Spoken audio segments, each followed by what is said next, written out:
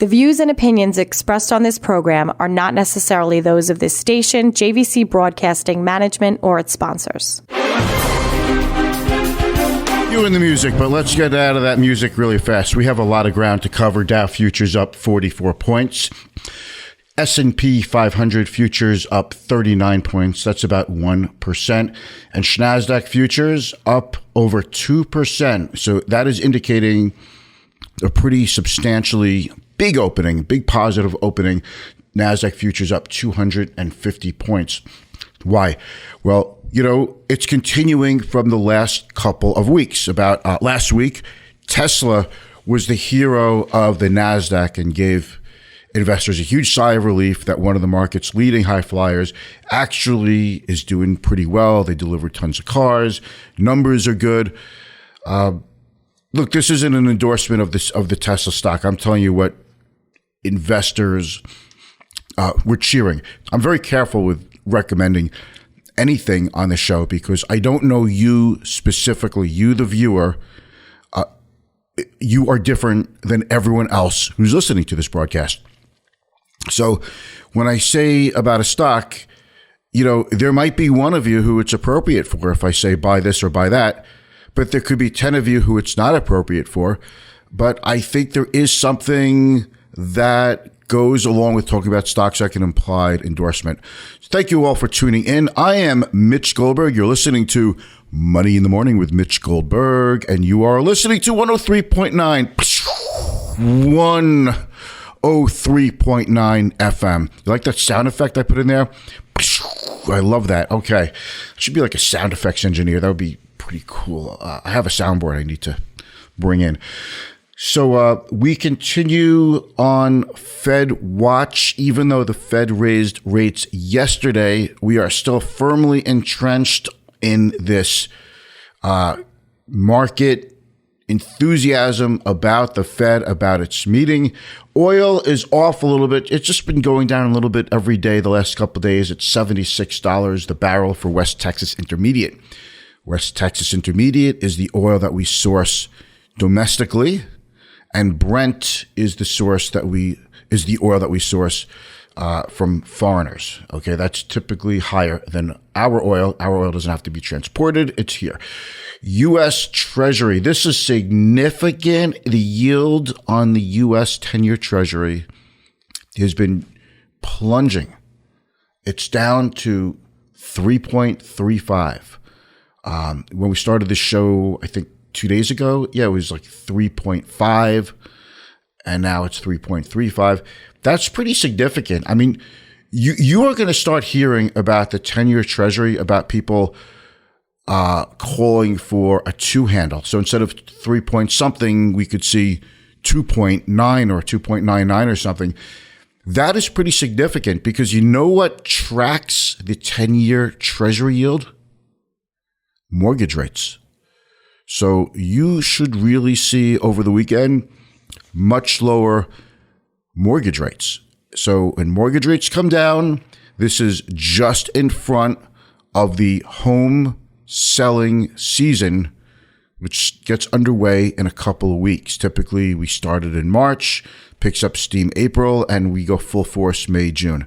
So that's pretty significant. So we could see a pretty big rebound in the housing market. And if you see a rebound in the housing market, that just spreads to Home Depot and Lowe's because, people buy a lot of stuff when they buy a new house. They get furniture, they get carpet, they get paint, they get new roof, new windows, new this, new that. Just so much spending, ancillary spending. That's like my word of the day, ancillary.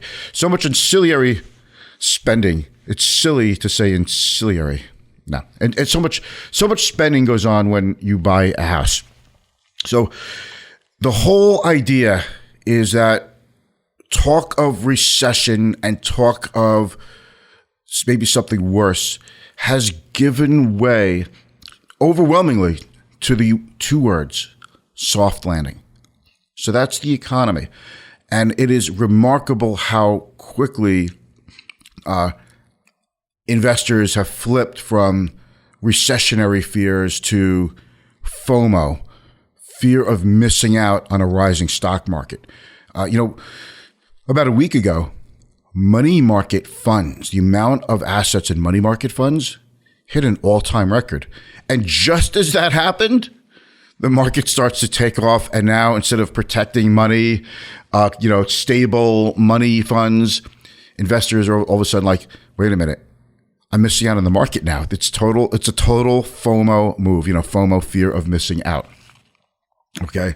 Hashtag FOMO. So that is what's taking place. So let's just get into some things about interest rates. So the Fed raised rates yesterday a quarter point. It was the 8th time in this interest rate hiking cycle that the Fed raised rates. They went a quarter, they went a half, then they did a three-quarter, then they did a half in December. That was the 7th, and today is a quarter point. So they raised rates like 475 basis points, or almost 4.75%, and in a pretty short amount of time. Now that is pretty huge. The Fed realized that they were behind the curve when they said inflation is transitory, and then they were behind the curve when inflation shot up to over 9%, as measured by the Consumer Price Index earlier this year. So now inflation's coming down, and the labor market is still very strong. Just so you know, tomorrow is the big non-farm payroll numbers. That's the biggest economic statistic of the month. So that is really going to be a tell on the strength of the labor market and what we could expect in the next meeting for the Fed. Okay, the next meeting is March. Okay, in about 6 weeks. The Fed meets every 6 weeks, so it's an easy call to say in 6 weeks. And most investors think the Fed's got one or two more quarter point rate hikes in the tank. Odds are about 50-50. Half of investors think a quarter, half think two more quarter point rate hikes. The point is, we're getting to the end of the rate hiking cycle. That is the general belief right now. The Fed did say they're concerned if inflation, which has been going down, if it starts to go back up in the second half of the year. We just have to wait and see. I mean, we don't have a crystal ball, but we do follow trends, and the trends are inflation is coming down pretty quickly. So we'll see. I can tell you, driving around, the price of a gallon of gas, I've been seeing $2.99 a couple weeks ago, and now it's like $3.30, $3.35. I just think psychologically, when you see a 2 handle on a gallon of gas, it just makes such a big difference in people's psyche, But, so the Fed said that we do think we could start to relax a little bit on the interest rate hikes, but we're going to keep rates at this level for quite some time until we see inflation meaningfully come down and stay down. So it was a very mild interest rate hike accompanied by some tough talk. And Wall Street is gaming that by saying, we are already looking past the next couple of interest rate hikes. We're already looking toward the interest rate cuts, which could come at the end of this year. Most investors are thinking now the end of this year we see an interest rate cut. Whether if it's the end of this year or early next year, that's not really so significant. The idea is, though, that investors took a lot of money off the table late last year for tax loss selling. It was a big year for tax loss selling because it was a bear market. Investors held on to cash, and all of a sudden they see the market going up. They see stocks they like all of a sudden up 10, 15, 20% on the year. And they're like, holy cow, I can't believe I'm missing out on this. I got to get back in. And anyone who sold stock last year for a tax loss, it's more than 30 days. So you could buy the stocks back. And that's what we're talking about. Yesterday, we spoke about the wash sale rule, that if you sell a stock for a loss, you can't buy it back until the 31st calendar day, or else you lose the ability to take that loss for tax purposes.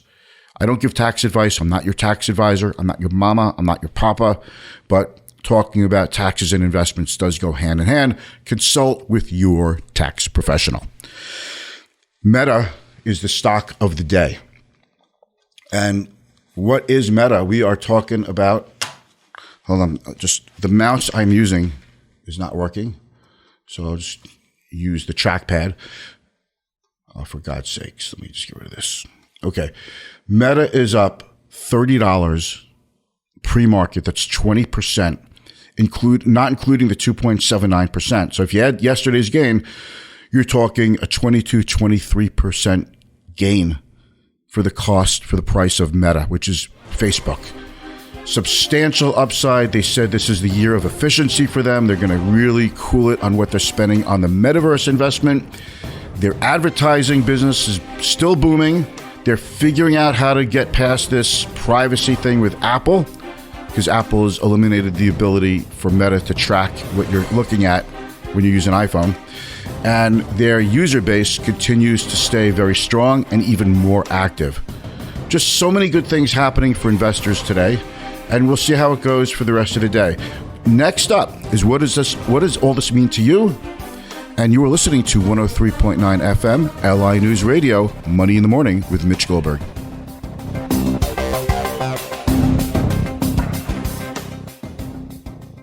All right. We're back. Hey, good morning. You're listening to Money in the Morning with Mitch Goldberg. What you guys going on this weekend? I, for one, am going to the Vanderbilt Planetarium tomorrow night. I'm going to see the Laser Van Halen tomorrow night. I'm looking forward to it. I got tickets for the 9 o'clock show. I know, a little late for me. So I get up very early in the morning. I'm up by 5:30 every morning. So hopefully I won't fall asleep. But it is Van Halen, and I'm going to be singing at the top of my lungs because it's Van Halen. And, you know, I am a product of the 80s. I went to middle school, high school, and college all in the 80s. I graduated college in 89. SUNY Albany, by the way, and I absolutely loved it. I am so grateful for my SUNY education. And the great thing about going to a SUNY school is that after I graduated college, you know, come back to Long Island, and all my friends are still around. So we all get together often, and it's just a true blessing. Okay, we're talking about Meta. So that's Facebook. So that is the hero. So last week I said, last week was Tesla. That's what I said in the first half of the show. Today, this week, it's Meta is the hero. And they are the first of the 4 major NASDAQ companies, tech companies, to report. After the close today, we have earnings from 3, count them, 3, okay? From Apple, Amazon, and Alphabet. And just so you know, Apple is up about 2% now in pre-market trading, Amazon up 4%, Alphabet up 5%. These are big moves for pre-market, even, especially for companies of this size. Hopefully, the market will have some gas in the tank because we are moving. We are moving pretty good in the market. So we have to reassess, and there could come a point when short-term stocks get a little ahead of themselves. But what does this all mean to you? Okay. Are you afraid of the stock market going down? Now, before you think, here comes a sales pitch with some fear-based sales pitch on some type of perfect place to put your money that'll protect you from the downside but only give you upside, which, by the way, those don't really exist. They sound good in the advertisements, but then you look at the fine print.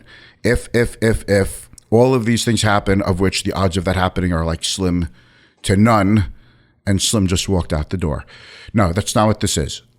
I make a living applying financial planning and investments. But I will tell you this. I am not afraid of a bear market, and neither should you, because we have these every now and then. Lately, the talk is, but we could go into a bear market. We could go into a recession. We could have this. We could have that. Bad. You hear this all over the radio, all over TV, all over the place. But that's normal. And it's going to happen. But I think, oh boy, I really want to say this carefully because people automatically think this is like a political statement. It's not. I think the media sometimes gets people worked up a little bit. That's all. And I think, there's a fear. We could go into a bear market. The market could drop another 15, 20%. And then people go, oh no, I got my money in the market. These expectations should be built into your investment plan. It's part of the process. So if the market goes down, this is why you are diversified, right? Diversification is a strategy that we use to mitigate risk, but it doesn't necessarily protect your portfolio from going down in a generally down market. We know that.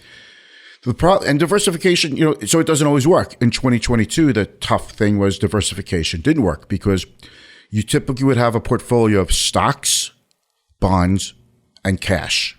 Those are like the three macros of investments, kind of like fats, proteins, and carbs for dieting. But, stocks went down last year, so ordinarily you would expect bonds to hold up or have a good year, serve as a ballast, maybe even make some money in bonds to offset the losses in stocks. But bonds went down almost as much as stocks. And cash paid next to nothing last year. Plus, with inflation, cash was a loser also. So you just lost all around by diversifying. This year, it's the opposite. Everything is up. Interest rates have improved, have gone up quite a bit on what you're earning in savings and checking and short-term investments like T-bills and CDs. Stock market's way up. The bond market is up over 10% this year in terms of how the 10-year Treasury has performed. Okay, so it's been a really good year. So by the way, you can't invest directly into an index, but you could invest in a security that tracks or mimics an index. So the bad thing last year was that everything was down. The bad thing this year is that everything is up. And you go, wait, did you make a mistake? No, that is a bad thing. I don't like when all of my investments do good or bad at the same time. I want them to work like they should. Some zig, some zag, but over the next 15, 20 years, I expect all of them to do quite well. And by having investments that don't do well at the same time, we call that non-correlated assets. That's what helps level out the quarterly, monthly, annual fluctuations in the value of your account. Because for a lot of people, if your fluctuations are too big for your comfort level, investors are susceptible to emotional decisions like, I'm going to sell everything, go into cash, and sit back, stay safe, out of the market until things get better. And that, in my experience of over 30 years as being a financial advisor, that has always been a mistake because you don't know when the market comes back. You don't know if it's going to go any lower. You have to make the decision of when it's time to get back in. And, if the market starts to go up, you'll think, well, I could have bought when the market was lower. And then you wait for the market to go lower. And if it does go lower, you'll say, well, I'm going to wait for it to go even lower. And then if it goes back up, you say, I could have bought it lower. Now I don't want to buy it because it's up. I missed the move. And then it goes up even more. And now you really feel like you missed the move. And then it goes lower and blah, blah, blah. And before you know it, it's just endless procrastination. So that's why you build a portfolio that's right for you. And that's why you shouldn't be afraid of a bear market. It's expected. So the cash you need in the next year or two, for example, it's not in the market anymore. It's already in cash for your financial obligations. This way the market's not going to make a difference. I care where the market's going to be in 2033, not 2023. And hopefully you're thinking the same. Okay. And that's why bear markets are not a cause for concern. If you invest the way you should based on your risk tolerance, your financial goals, meaning the time to when you're going to need it, your time horizon, and what you're trying to accomplish, then it's okay. So I see the issue is that because the market got so carried away with so much fluff, like pandemic stocks, I'm talking like the Rokus of the world, the Pelotons of the world, the DoorDashes of the world, the DocuSigns of the, all these stocks that went off to like these incredible valuations. People got so caught up in these kinds of stocks, and they're down so much they don't even want to look at their statements anymore. Well, that is a story for another day, I guess. But the bottom line is, don't let outside forces, friends, family, media, people who say they're experts, don't let these outside forces influence you into making a horrible decision because it'll relieve your anxiety. It's other people's job to get you filled with anxiety and throw you off your game. And it's your job to make sure you're playing your game. And when you play your game, you've got the right balance of stocks, bonds, cash. It's according to when you're going to need it, when you have to take money out of the market. When you do all of these things, you realize, yeah, bear markets come and go. I've been in this industry since 1990, and I'm like, I don't know how many recessions or bear markets I've seen, but it's a bunch. I literally lost track, and it doesn't even matter how many. It doesn't change anything. We just keep going. You are listening to Money in the Morning with Mitch Goldberg.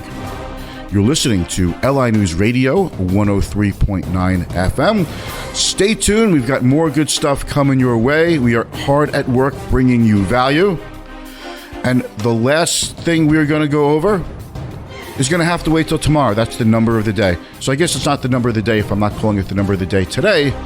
But we're going to start putting in here the number of the day, and you're going to learn a lot from that. And it's just going to be a fun way to learn some good math skills that you don't really have to think much about. See you tomorrow. Good morning. Securities and investment advisory services are offered through Next Financial Group Incorporated, member of FINRA SIPC. Client First Strategy is not an affiliate of Next Financial Group Incorporated. All the views expressed are those of Mitchell Goldberg and Client First Strategy and not those of Next Financial Group Incorporated. Views are general in nature and not intended to be investment advice. Any discussion of individual securities should not be construed as a recommendation or solicitation by our presenters. Next Financial Group Incorporated does not provide tax advice.